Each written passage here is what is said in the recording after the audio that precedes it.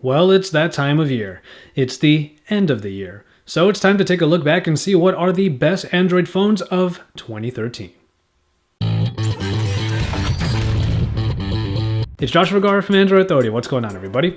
And it's time to take a look at the best phones of 2013. However, we're taking a bit of a different approach here. Instead of just giving you a top 5, 10 list, we're actually going to look at what types of phones would be perfect for the type of person that you might be. But enough of the chit chat, why don't we go ahead and jump right into the categories. Whether you like just your simple word puzzles or you play Dead Trigger 2 at the highest possible quality settings, this is a phone made for the gamer in all of us. And yes, our pick is the Google Nexus 5. With a great display backed by LG's display prowess, a wonderful processing package in the Snapdragon 800 and the Adreno 330 for high graphics allows for some very great gaming capabilities. The main reason here, however, is the price. It is a pretty easy entry for great performance, and you have money left over for plenty of games. Our runner-up in this category is the Sony Xperia Z1. It brings many of the same capabilities along with even better battery life, a better camera, and expandable storage. Also, DualShock controller support built in doesn't hurt either. However, it does have a much higher price point.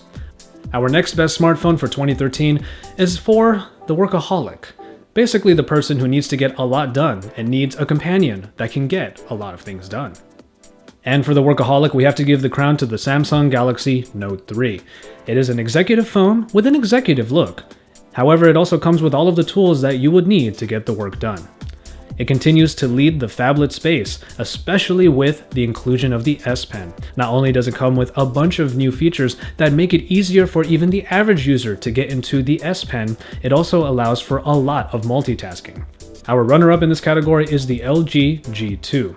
While it doesn't have the S Pen, plenty of the multitasking tools included in the G2 are similar to what are included in the Galaxy Note 3, and it all comes in a smaller, perhaps slightly more accessible package due to its smaller size compared to the Note 3.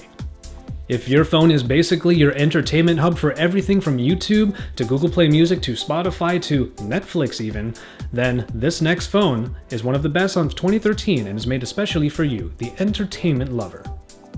It should come as a little surprise that the HTC One gets the nod here due to a superior audio experience. The boom sound front-facing speakers are just stellar performers, and they allow for standalone media consumption through just the phone itself. And couple that with a 1080p resolution screen at 4.7 inches that keeps it at a great quality in an actually pretty accessible package nonetheless. Our runner-up in this category is basically the step aside from the HTC One, and that is the Samsung Galaxy S4. The Samsung Galaxy S4 Super AMOLED display provides high contrast in a 5-inch form factor. Media looks great across the board on this particular screen, so if you need an experience that might be just a little bit bigger than the one that is in the HTC One, the Samsung Galaxy S4 stands right alongside it. You get all of your materials together. You're super excited to get out to your brand new college campus. But after paying for the books, paying for your extra materials, and not to mention the college tuition, you find yourself a little strapped for cash. So this next best phone of 2013 is made for you, the student. Was there really any doubt what the phone would be here? Of course, it's the Moto G. With great performance at a very affordable price point, this is one of the most undeniable steals in the Android market today. And in the market of smaller, lower-end phones, not only does the $179 base price point truly set it apart, but a great 720p display quality and a good performing quad-core Snapdragon processor are just icing on top of the cake. However, if money is no object and you are able to pay for that much higher price point, then our runner-up in this category is the Samsung Galaxy Note 3. The Note 3 is great for students, for all of the same reasons that it is good for workaholics. Of course, granted, they don't stay on Facebook all day. So you've got all of your gear on for a nice run, or maybe you even have a backpack on for that hike. Well, in this case, you want to be one with nature, so what phone do you bring along with you? Well, when it comes to the outdoorsy type, we have found that the Sony Xperia Z1 definitely fits the bill.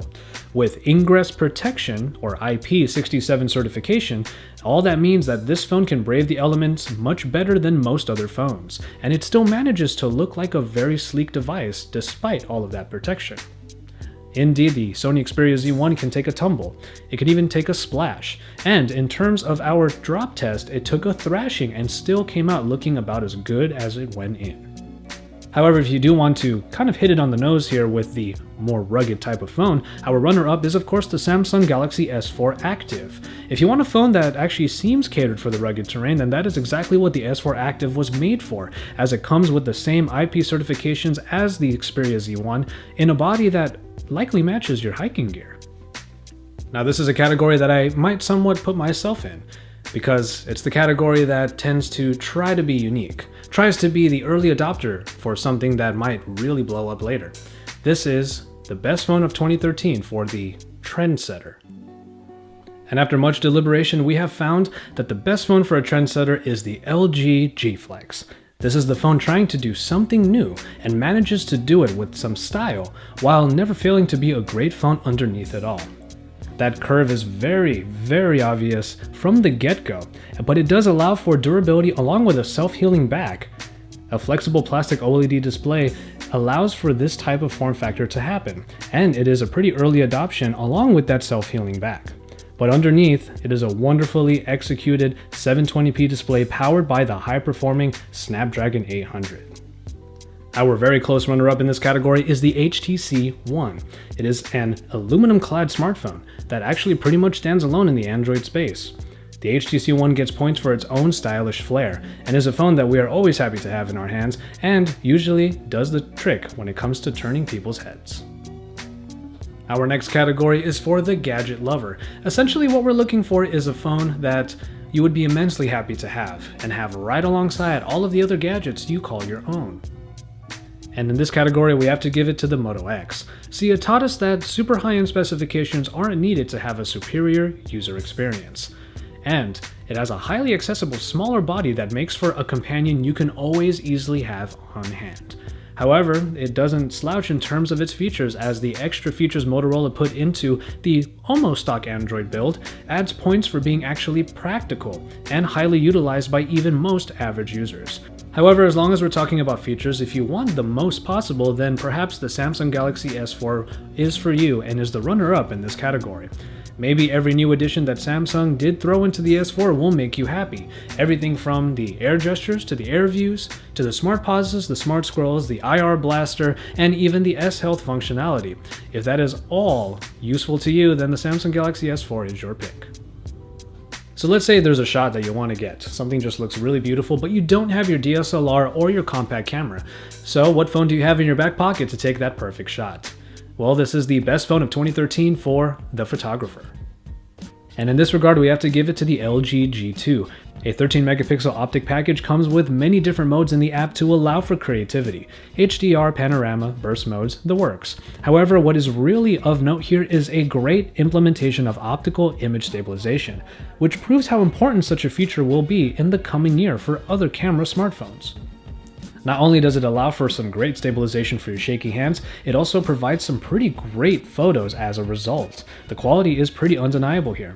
And also the bonus with the LG G2 is that it just also manages to be a damn good phone too, because you can compare it to some other phones that try to be more like cameras than phones and pretty much fall flat on their face.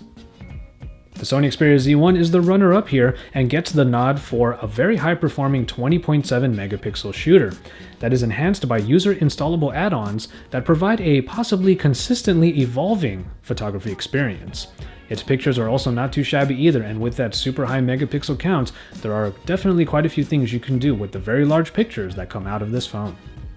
Now, we would be remiss if we overlooked what is one of the most important categories of the year, and that is the Android purist.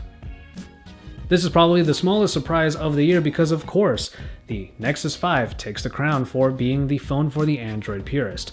We wanted to give it a nod primarily because it really is the best and quintessential Android experience available right now, and it only comes from the Nexus. Android 4.4 KitKat brings optimizations with a further elegantly integrated search interface with voice controls built in to boot.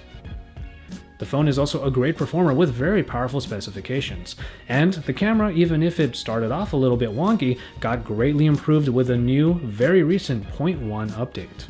We give the runner-up spot here to the Moto X. With Google's backing, the Moto series is still a great representation of almost stock Android, with useful and well-executed Motorola extras. And so there you have it for all of the best phones of 2013, catered specifically to the type of person you might be. Now, we pretty much covered a lot of different types of people, and if you think that a different phone should have won for a particular category, you can definitely let us know inside the comments below. Just feel free to sound off and explain to us why you think a different phone should have won.